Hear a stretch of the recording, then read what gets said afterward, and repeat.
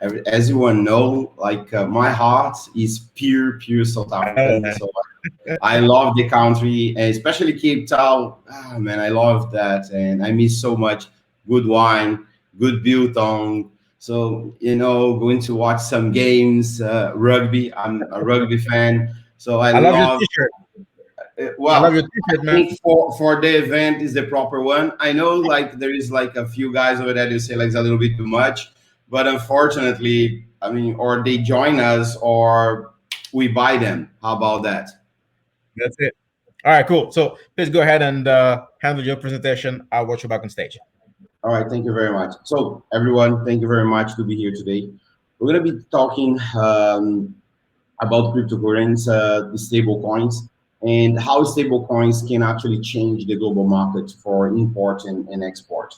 This is something, and even will change the financial system because a lot of countries is already looking to have their own stable coins. Some they are talking about to have their stable coins in a blockchain.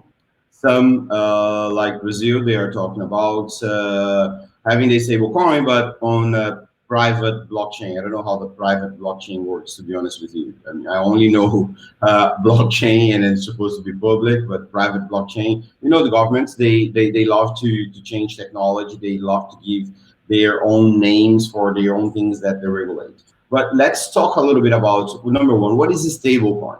Okay. Stablecoin is a coin, a cryptocurrency that is paired with, can be paired with the US dollar, can be paired with British pound, can be paired with South African rand. So it's a way to pair the coin, a fiduciary money with those. Remember those piece of paper, colored one that you have in your pocket? That kind. But and then the stable coin, like the most famous one in the market, it is Tether. Tether, it is a stable coin and has to start to be used all over the world. And then the reason for that is because some importers and exporters, they found a way to, let's say, speed a little bit the process when buying and selling stuff or importing stuff, especially from China. So I'll give you a perfect example. Like in Brazil today, we have a number of. Let me see here because I wrote that down. We are having today here in Brazil, average like 20% of the imports is already being paid with the stablecoin, with Ether. So it's growing fast. And most important, why they are choosing that way. Number one, normally when, believe you guys or not, some countries, and when you have to pay bills or when you pay an invoice, the amount of information that you have to take to the bank to convince the bank to pay that invoice with your own money. Yes, you have to go there and then beg to them to pay that invoice, and then you have to prove that you or anything like that, or even if you say I'm donating the money, well, forget about it. It's going to be so complicated for you to do that, and the amount of tax that you put on top of it. Well, for example, for instance, like in Brazil, if you are importing a service, you pay 33% tax, local tax here. So, but it doesn't matter if the service is coming from overseas. And even let's say it's just someone that's going to develop a website for you, for your company, because let's say you found like the South African guys, they do a better job than the Brazilian ones, and then you decide to use them to do your website, and then you do not have a credit card, or they do not have a credit card to accept, they only have a bank account, so then you screw. So you pay 33% just like that over here, just because you're importing a service from someone, and then you have to prove to the bank that you need to pay them. With a stable coin, that facilitates so much. And then why they stable coin? Well, then if you say, all right, so let's say, for example, the guys from Zagu, they have their own stable coin and it's paired with South African rands. Then the company there in South Africa will say, you know what, I will accept the, let's say, XR, which is the coin, which is a stable coin, and they will guarantee if you present to them that stable coin, they transfer the money to our bank account. So it's a very good way. So then I am here, so I can go there on an exchange here in Brazil, buy the XR, no tax involved on that, no bank involved on that. And I can even buy XR, or I can start to accept XR on my own business and save that money. I mean, not saving, but having that one in my wallet. And because it's a Ripple, using Ripple blockchain, so I can have it here. So then in that way, I can pay and do not have to go to the bank and beg to pay that service.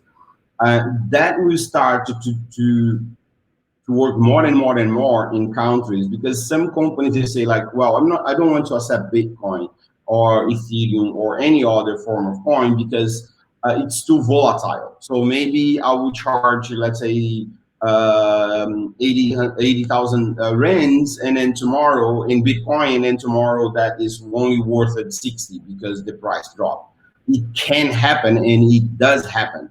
With a stable coin, you don't have that problem. You are completely okay with that because you are accepting XR, and XR is a stable coin paired with the South African rand. So you're getting 80,000 rand. Next morning you still have the 80,000 rand. So if you do the conversion, then there we go. Then you can get it that way. So same thing, it works for the US.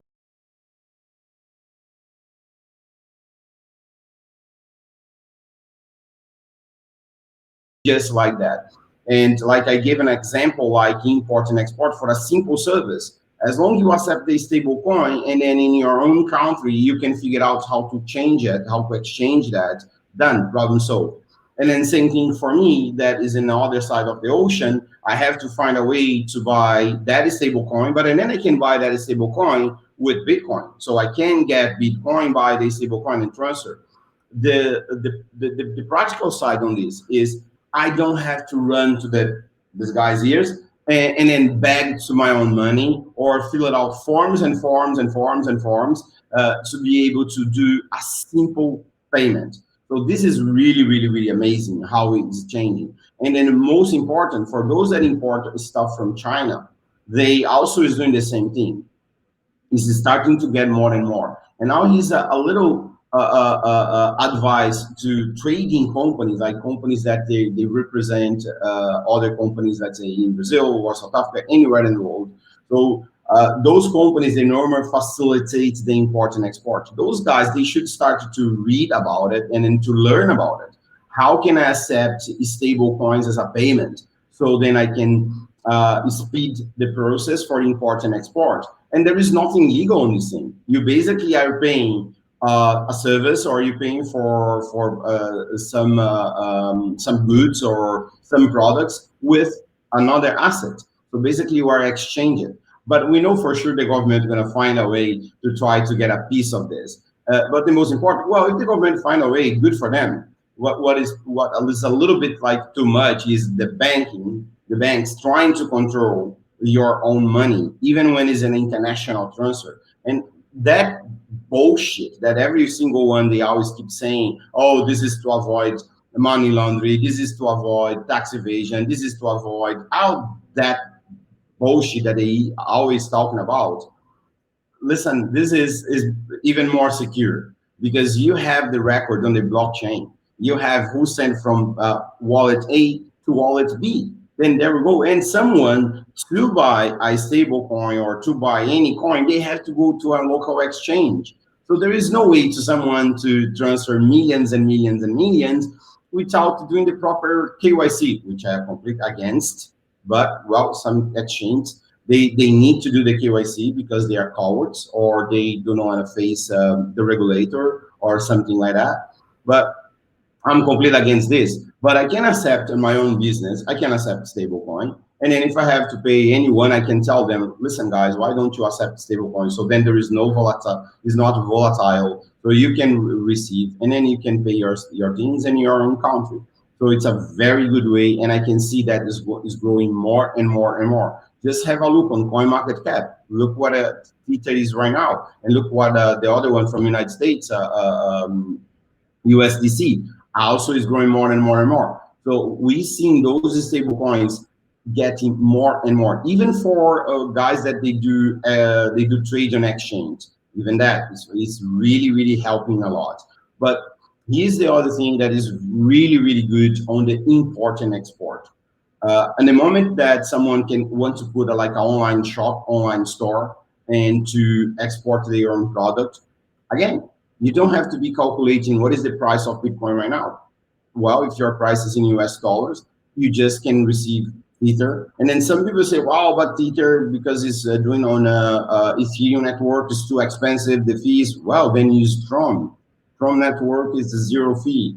So then you see, there is always a way for you to do that. And there is a bunch of APIs and a market that can do it. So for those that you want to sell your own products overseas, but you don't want to do those calculations and all that. So you want to be sure that you are selling US dollars or even you sell in rands, then you can have all the price over there. You can say, well, I receive an XR, I receive in wire transfers if you want to. I want to receive in a credit card, and I can say, receive in a stable coin. The good part is you don't need to sign a deal with the MasterCard and Visa and they'll take a fee, right? So you don't have to sign a deal with the bank and then the bank will take a fee when the money come, because they will charge you a fee because of it. And you never know the exchange rate that they're going to be using. With a stable coin in your website, it's so practical.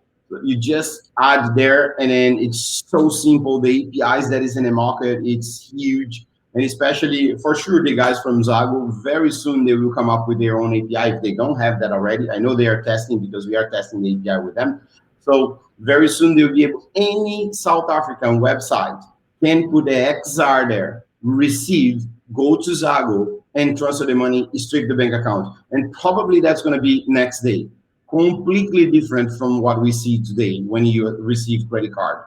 And sometimes even who's you selling or buying your product, they do not have the credit card to pay. Or let's say, for example, let's say even if your product is too cheap, and sometimes I'll give it another example. Let's say I want to buy wine from South Africa because I love the wine from South Africa. And that wine cost me $20. And I know it's a very good wine, $20, huh? Then, okay, so then is another, let's say $20 to send the wine to Brazil, okay? Because I love it. I don't care to pay $20 for you guys to send the wine to Brazil. But let me tell you something. The bank will charge me $150 to do that payment. Yes, exactly. $150 to do the payment. And then any bank in Brazil that I walk in and say, hey, I need to pay those guys $40 in South Africa because they are sending me a wine. Okay, number one, you have to prove that you really need that wine. Number two, you have to pay $150 in order to pay to do the wire transfer. And then number three, you have to pay 33% tax on this thing. Then when the products arrive here in Brazil, of course, tax again and again and again and again. Right? So if I do that payment just with a stable coin, XR, well, then I go to the our exchange, Stratum exchange. Well, then buy XR with Bitcoin, transfer to anyone, end of question. That's simple. And that can be used to any business, any single business. It's amazing how it can be worked. I think I have to open a little bit for questions, and feel free to shoot the questions. I'll be more than happy to answer all the questions. Beautiful, beautiful, beautiful. As always, I like your free spirit. I love your ability to just connect with the audience and tell exactly how you see it, man. But listen, there's just about 3 questions that I'm going to actually go through. First of all, let's assume that cryptocurrencies is the future, right? So this is a question from Neil Rawat. So what do you think will happen to paper currency, and how easy will it be for the government to accept this new version of transactions? Also, how easily crypto will be available to the common man? What's your take on that? Well, paper money, those colored paper that they print a lot with no guarantee. Yeah, that one I think is the end. That one for sure will become, we call that shit coin. All right. So for those that they don't understand the market, we have Bitcoin, we have altcoin, which is all the other cryptocurrencies in the market, and we have the shitcoin. The shitcoin is the piece of paper that the government they print, right? So I think the government will move to a cryptocurrency too. The difference will be, well, we can see China testing already. I think Brazil will test next year. I think they will try on a private blockchain. I don't understand private blockchain. I only understand public blockchains because this is technology. They should call database. Come on, the private blockchain. That's a database. End of story. Say I have a database on Oracle. Done. But I think what is going to happen is some countries with an open mind, they will accept the private stable coins that put this way or other stable coins, and they will accept it very well. Some countries they will say probably they will ban those cryptos. That's what I can see. What's going to happen, and then they will come up with their own. So that's what I think is going to be the future. But all the other ones, they will accept. They will regulate, and maybe 5 to 10 years, it will be a very good regulation. Not now, but right now, because it's too small the market yet, the government is just going to see how that goes. But they will change, and they will definitely going to have their own stable coin. And just for me to finish this point, then we're going to have a huge wall between those stable coins that belong to the government. One example, let's say there in Cape Town, there is a place called Chinatown. Let's say they sell all the products, all the goods from China. Because China has the digital yuan now, what happened when they start to accept the digital yuan over there? Are the South African government to be happy with this? I don't think so. And anyone can pay and go straight to China with no bank involved at all. So this is going to be a nice. All right. So look, I have plenty of other questions, but you know what? Unfortunately, because of time, I don't think I will be able to take them. But they all relate to the CBDC, and most importantly, exactly stablecoin functioning and fiat and all that kind of stuff. But guys, I do invite you to chime in at a session, at a panel discussion whereby it will be entirely about digital currencies or central bank digital currencies and stablecoin. And I invite you to ask your questions there. But Rotello, thank you very much for being a part of this event. Thank you for being a free thinker. And well, F the banks. I love your t-shirt. One more time, please ship it to me in South Africa. And guys, I'm inviting you for the panel discussion. And thank you very much again for your contribution here. I'm inviting you for a panel discussion, and find me there. Thank you. Bye, guys.